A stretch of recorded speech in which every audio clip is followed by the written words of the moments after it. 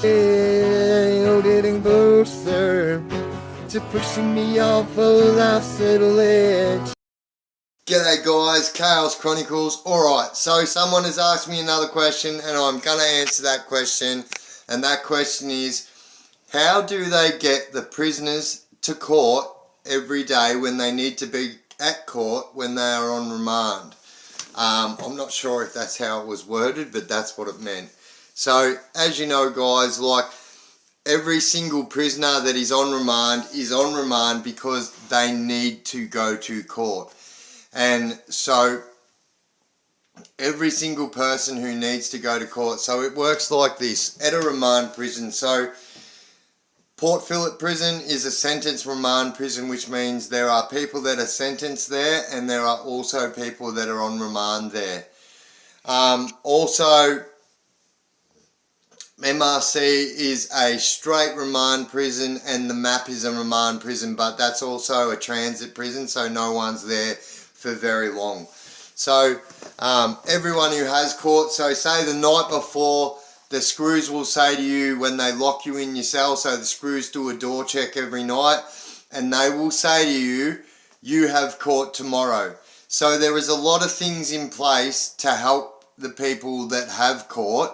So you've got things like, so a lot of people get locked up that are homeless, that don't have any single help, like not one bit of help from anyone on the outside. So there's people that help with things like that. So you got the Prison Fellowship, which is the Christian mob that come in and help with the court, and they also help at Christmas time and that. They're the mob that get the presents out to your kids. You nominate what kid, what kind of toys they play for, and they will, every year you are in prison at Christmas time, send presents to your kid from dad, so you have sent a present to your kid. I think that's pretty good.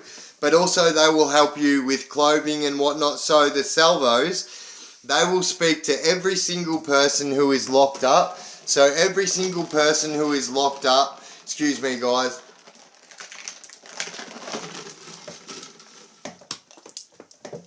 so every single person who is locked up will see the salvos at some stage. They also help you with housing and everything when you get out, and they will help you with clothing for court. So it's much better to rock up at court wearing your clothes, especially if you have a trial. So the people that are in the jury, they do not know that you're in jail, and they're not allowed to tell the jury that you are in jail, because if you tell them you are in jail, that 100% makes them look down at you and whatever. And so you don't want to be rocking up to court in your greens and going to court in your greens, because then the jury and everybody will know that you're in jail. So they help you out with court, and they will give you 1 or 2, even 3 different shirts to wear, so you can go to court wearing different shirts every day.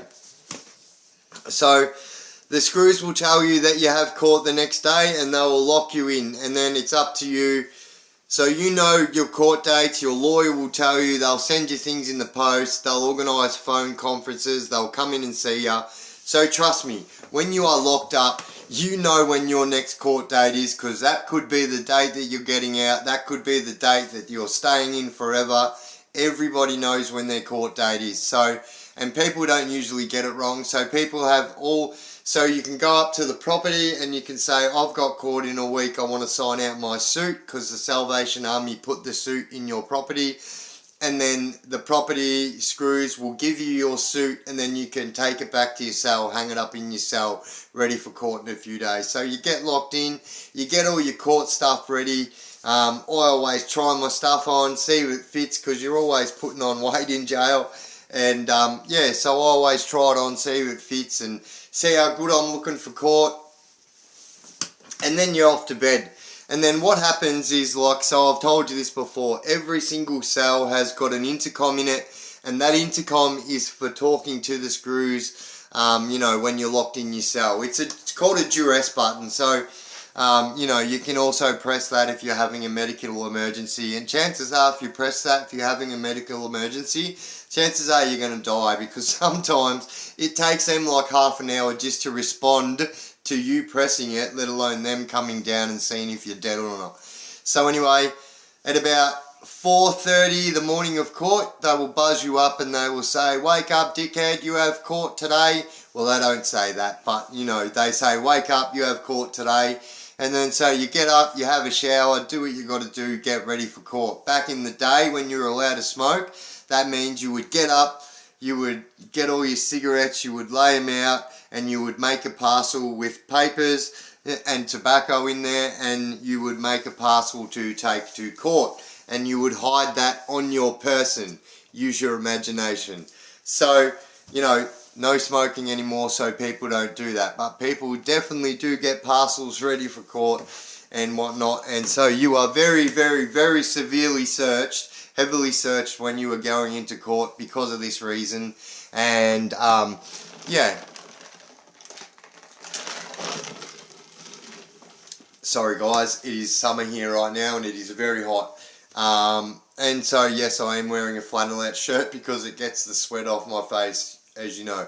But anyhow, 5 o'clock, they've buzzed you up, and then what they're going to do is they are going to come down and they are going to get you and take you up to admissions, right? So at a remand prison, you know, at MRC, I think they hold about 1,300 prisoners now. I know at Port Phillip they hold about 1,200 now. So, you know, when you go down the fishbowl, they call it, and you get ready for court. So you'll go down. If you are on medication, they'll give you your medication. If you're on the bup, if you're on the methadone, they'll give you your bup or your methadone. And sorry, my dog is right here. And so they'll give you your bup or your methadone, and then it's off to the fishbowl. And then what they'll do is sometimes they'll put you in different cells, different fishbowls. Like, they'll put people, like, say for instance, these people are going to the county court, these people are going to the magistrate's court in Sunshine, so they kind of separate you a bit. And then what happens is they've got these things called escorts, right? So Port Phillip holds all the escort bus. So at the end of the day, every single escort bus finishes at Port Phillip because that's where they start their escorts. So then what they do is they say, so say for me, they say, righto, Mr. Biffy Chaos, you have court today and you are on this bus here. So then what they do is they've got the screws there and they will have the metal detector to see that you don't have any weapons on you when they put you in the escort van. Now the escort van basically looks like a bread truck. You might have seen it. It's a big white truck that's got like maybe 6 windows in it, and in them windows are people. And so what they do is they load you up, maximum 3 people inside that. So they open that door and then they put you in, like, which is a little cell inside the truck, and you are locked in there. So they have that door and it is latched on, padlock, bang. So if there is a fire, or if that bridge drives off, I don't know, the Westgate Bridge, you probably die when you hit the ground anyway. But like, if you go off into the water, you are going to drown. It's absolutely horrible. So you got 3 people, and there's probably on each escort bus maybe 20 people on there. And so say for instance, you'll start off at Port Phillip, and then they will go to MRC and they will pick up people from MRC that are going to, say, Sunshine Court. And then they will go to Dame Phyllis Frost Centre, and then they will go to the court. So they always go to Port Phillip and MRC, sometimes Dame Phyllis Frost Centre, which is the female maximum security prison in Deer Park, which is very close to MRC and Port Phillip. As a matter of fact, all 3 of them jails are on the same road. So I think it's like Doherty's Road, or I think it's Doherty's Road. But anyhow, and then they take you to court. So these escort buses, so you have screws that drive these buses, and that is their job all day, every day, is taking people to court, and then the buses hang around all day. And so say for instance, they drop you off, and by the time you get to court, everyone's got to be at court by 9 o'clock. So the jail, it is their job, and if they stuff up, they are in big trouble if they do not have you at the police station. Because what they do is they drop you off at the police station, and then the police station get you to the court. Usually cop stations are pretty close to the courthouses. And then they wait around all day for you, and then when you're finished, you will get into your little groups again, and they will take you back to your jail. And it is a long, long, bullshit, boring day. And if it is summer, by the time you get to, like say for me, I was doing court in Shepparton, and by the time I got from Melbourne to Shepparton, I'd be soaked in sweat, my clothes would be drenched, like it'd be absolutely horrible. And yeah, that's how they take you to court. So, like I said, every single person knows what their court date is, because believe me, there could be a chance you're getting out that day, you're remembering that day. And then, yeah, so you get your court clothes ready. Salvation Army will help you with clothes. They will give you pants, suit, shirt, a suit. They'll give everyone that. So everyone has access to the Salvation Army, and they help you with housing and everything like that. And then, yeah, and then say for instance, if you got sentenced, you would go back to the remand jail, and then you would wait maybe 1 or 2 days, and then you would see SMU, which stands for Sentence Management Unit, and they would move you on to a sentence prison. And so, you know, that's the answer to the question, guys. How do they get you to court? We have what's called escort trucks, and they are so boring and they take ages. And if you've got to go to the Supreme Court, they get you from, say, Port Phillip to the Supreme Court at 7 o'clock, and they leave you waiting in the truck until 9 o'clock, and then they take you in. I had a Supreme Court appeal once, twice actually, and yeah, so that's what happens. But that is the answer to the question, guys. How do they get you to court? And that is exactly how they get you to court. Excuse me. And that is what they do. And that is how they get you to court. So, you know, they're never going to not take you to court. If they don't take you to court, so you're never going to miss your court date. You're basically always on time. If you're not on time and you do miss it, it is not your fault, so you're not going to get in trouble. But that is how you do it.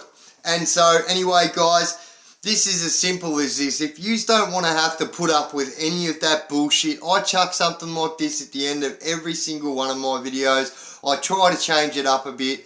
But at the end of the day, I always say this. I am not a preacher. I'm a prime example. And, like, use me as an example. Have a look at my stories and the crazy things I've done in my life. And if you don't want to have to get up at 4:30 in the morning to sit on a bus with 20 other stinking crooks, don't do crime, guys. Because at the end of the day, it's as serious as this, guys. I mean, the truth is this. You can't do crime forever and not go to jail. If you do, you're a snitch. It's as simple as that. People say, oh yeah, I'm really, really smart. I would never get caught. No. No, the smartest people in the world get caught. And the ones that don't get caught, they are snitches. So, like, and once again, if you don't want to get called a snitch for not getting caught, don't get mixed up in this bullshit. You think it's good because you can buy yourself cars, you can buy your missus a new ring, you can buy toys for your kids, but here's the reality of that. Every single one of those things that you have bought are proceeds of crime. So when you do get caught, your poor kid's losing his motorbike. Your missus is losing her engagement ring. It ain't worth it, guys. It is not worth it. And then when you do get caught and you end up going through the court situation, and say for instance you get caught with a couple of ounces of gear and you go on to jail, the truth of that is, guys, say for instance if you and 4 of your mates were mixed up in that scenario, 4 of yous had a little syndicate going, 4 or 5 people, out of those 5 people, 2 of them people are going to fold and they're going to dob on you. They are going to lag and they are going to lag. The other 2 out of them 5, well, they're going to be really friendly and help your missus when you're in jail. Really friendly. So when your missus stops calling and stops answering your phone calls, stops writing back to your letters, it's usually because one of your very best friends has just moved into your house and has slid in there and has done that. Now, let me tell you, guys, the truth is this, right? It takes a very, very strong woman and a very, very strong relationship to last through a prison sentence. If you've got a strong girl, let me tell you right now, that is going to save your day. But if you don't have a strong girl, it is going to do your head in, and I have seen people neck up over their girls in jail. If you don't want to go through none of that bullshit, if you don't want your best mate to be mowing your grass, like your actual grass at your house when you're in jail, making you all sus because he's always dropping money and food off, taking your kids. If you don't want to go through that nightmare, don't do crime, guys, because I can tell you right now that's exactly how it is going to end. And that is the vast majority of relationships in jail. But anyway, guys, that is it for this clip. I am the Chaos Chronicles. You are the Chaos Crew. And guys, let me say, I've got a little bit of a surprise for us. So I got my hands on this little bad boy here. So what is that? That is Suboxone, aka Bupe. My next video is going to show you guys how that is manipulated in the jail system, and how the Bupe operates and what they do with it and what not. I've had a couple of people ask me to do a whole video on the Bupe, so I'm going to do a whole video on the Bupe. That is this one, and that is what we're going to do. I've checked, I'm pretty sure I can do a video on it, and so there's going to be no issues. But either way, I am the Chaos Chronicles. You guys are absolutely awesome, and I'll see you lot in the next video. Ciao. You're getting closer to pushing me off a life's little edge.